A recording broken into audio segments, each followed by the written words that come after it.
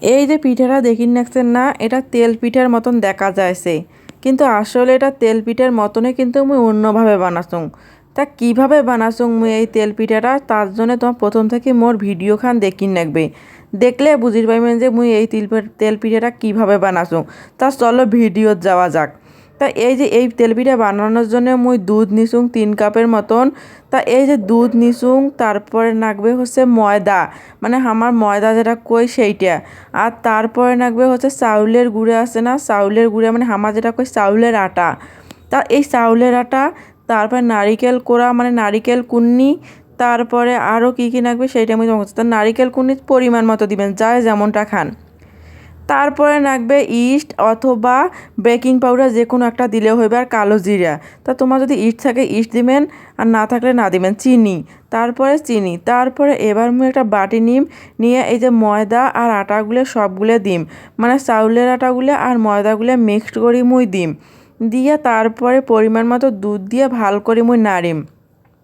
তা সামান্য পরিমাণে এই যে গরুর দুধ, তোমার চাইলে গরুর দুধ নিবে পান বা লিকুইড দুধটাও ব্যবহার করি পান। তা লিকুইডটা আসলো না, ওই জন্য মুই গরুর দুধে নিচুং। তারপরে এই যে দুধগুলো মুই অল্প না করে দিম, আর তারপরে নাড়িম। তারপর মনে করেন সব কিছু দুধগুলো যখন দেওয়া হয়েছে, তারপর মুই এক এক করে সব উপকরণগুলো একটা মিক্সড করিম।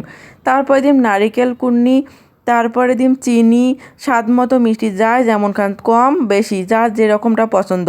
তারপর ইস্ট আর কালো জিরা, তোমার ইস্টে স্কিপও করি পান, এর পরিবর্তে তোমার বেকিং পাউডার দিবার পান। তা মোর বেকিং পাউডার আসলো না, যার কারণে ইস্ট আসলো জন্য মুই ইস্টটা দিছুং। তারপর সব উপকরণ একসাথে ভালো করে মিক্সড করিম। তা মিক্সড করার পর না পানি বেশি হয়েছে, তো তারপরে মুই ময়দাগুলো যেটা আসলো সেই ময়দাগুলো সবগুলো মুই দিয়ে নিম, দিয়া ভাল করে নাড়িম। তা এই যে দেখো মুই ভাল করে নাড়ি নাচুং, নাড়তে নাড়তে যখন বাটারটা আন্তন মিক্সড হইবে বা মিহি হইবে, তারপর ততক্ষণ পর্যন্ত নাড়ি নাড়বে যতক্ষণ পর্যন্ত না এটা মিক্সড হয় না বা মিহি হয় না। তারপর যখন একবারে মাখা হয়ে গেছে, আর এইটা কিন্তু তেল পিঠার মতনই নাগবে, কিন্তু স্বাদটা না আলাদা, কারণ এটা পানির পরিবর্তে দুধ দেওয়া হয়েছে, আর হচ্ছে নারিকেল কুন্নিরে অ্যাড করা হয়েছে। এরপর চামচ দিয়ে মুই কিছুক্ষণ নাড়ানাড়ি করার পরে ঢাকনা দিয়ে ঢাকি থুম কিছুক্ষণের জন্যে। তা মুই ঢাকনা দিয়ে ঢাকি থোয়ার পর 10 মিনিট পরে মুই আসি ঢাকনা খুলিম। খোলার পরে এরপর কড়াই নিম, একটা কড়াই তেল গরম দিম। তা এই যে মুই কড়াইতে এবার তেল গরম দিছুং।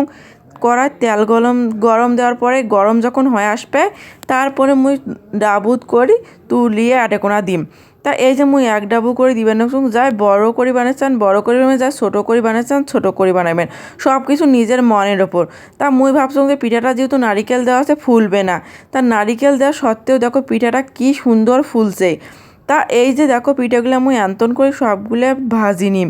সবগুলো তো আর দেখা সম্ভব না, ভিডিওটা মেলা বড় হয়, যার জন্য সবগুলো দেখাং নাই। তা দেখো ফুলিয়ে কি সুন্দর হয়েছে দেখছেন, আর ইস্ট দিলে এমনিই ফুলে। তারপরে মুই এই যে পিঠাগুলো ভাল করে ভাজার পরে মুই তুলি নেওয়ার পরে তোমাগুলো দেখাম যে আসলে পিঠাগুলো কীরকম নরম হয় আর কতটা সফট হয়। আর তারপরে এই যে মুই এক এক করে সবগুলো পিঠা এমন করে ভাজিয়ে নেওয়ার পর এই যে দেখো মোর 3 কাপ ময়দাতে কতগুলো পিঠা হয়েছে। তারপরে এই যে পিঠাগুলো যখন এমন করে হয়ে গেছে, আমি দাঁড়ান তোমাকে একটা দেখান যে কী পরিমাণ সফট।